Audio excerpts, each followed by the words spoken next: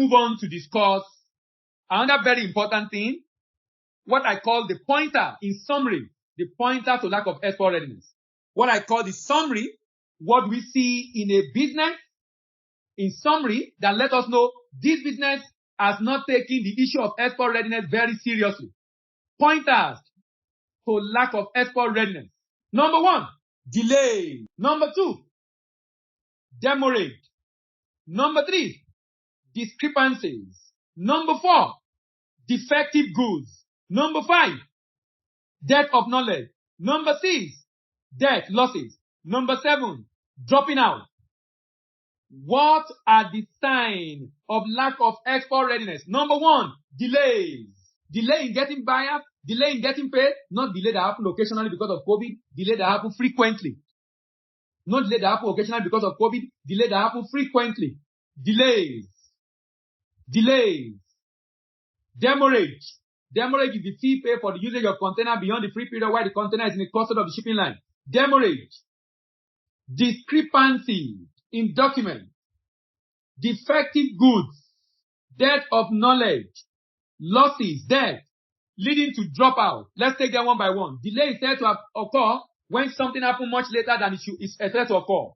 A business that perpetually has delay at every critical point in export business is not really ready to go global. Delay is a sign of knowledge gap in effectively managing the export process.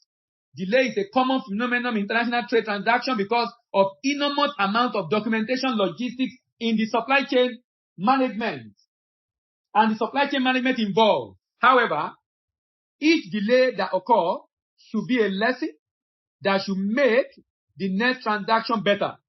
But if this is not the case, the exporting company lacks the capacity to manage the business. And this is a sign that the business is not ready to go global. This delay can occur at different points.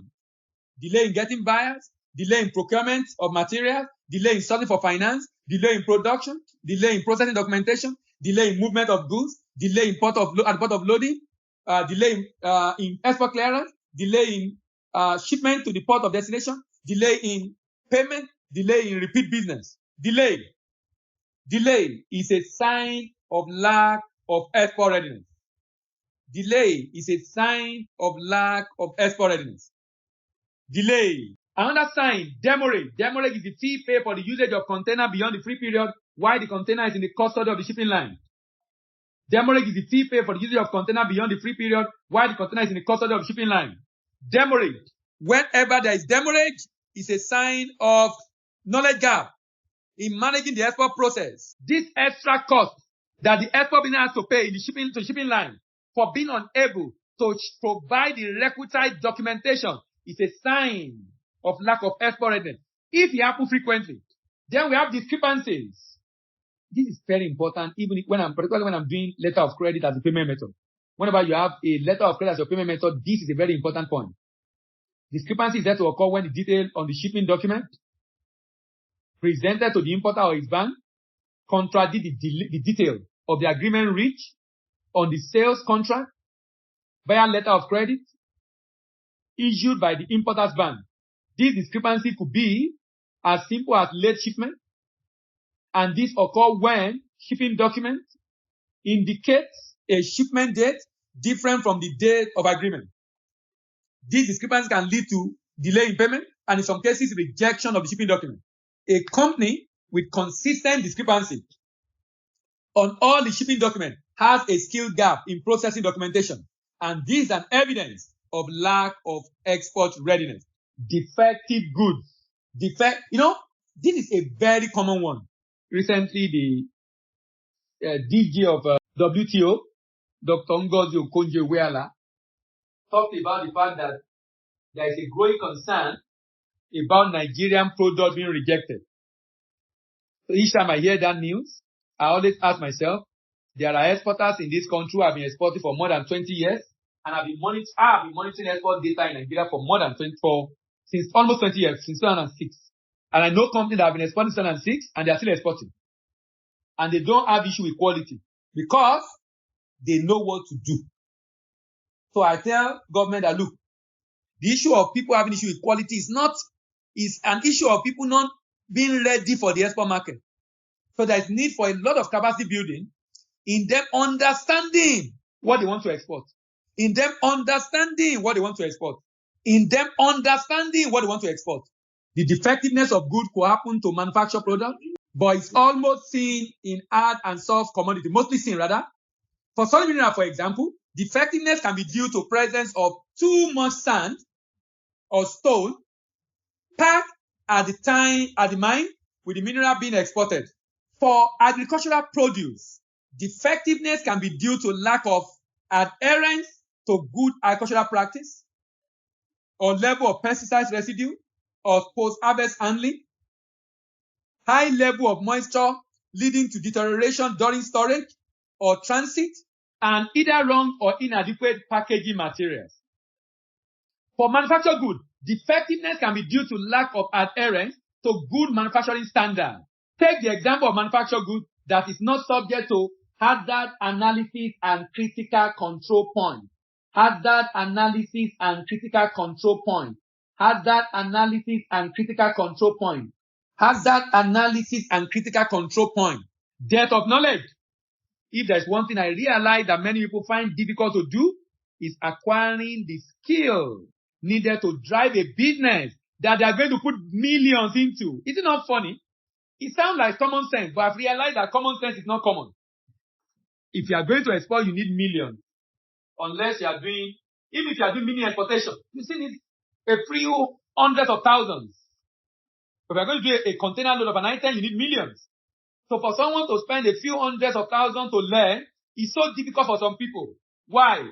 They don't see learning as an investment. They see learning as a cost.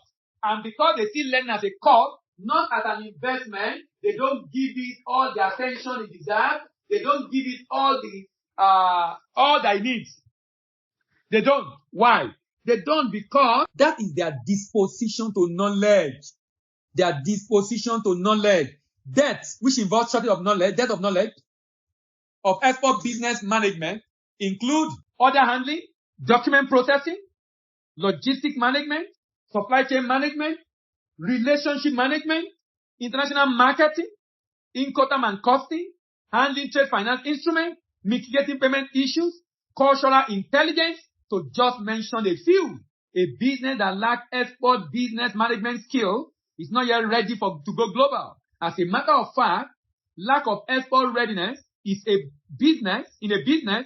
evidence of the level of debt of knowledge in that business. The higher the level of ignorance in export management skill, the higher the tendency for discrepancies, the higher the tendency for delay, the higher the tendency for defectiveness in goods, the higher the tendency for demurrage, and the higher the tendency for debt, and subsequently dropping out of the business. Debt, losses. Debt is said to occur when a business incurs loss at the end of a transaction because the amount spent to conclude the transaction is more than the proceeds received after payment. A business that constantly incurs debt on its export trade transaction is not yet ready to go global. Debt often occurs as a result of extra and unnecessary costs incurred in export transactions as a result of discrepancies in the documentation presented. Delay in a business that constantly incurs debt in export trade transactions is not yet ready to go global.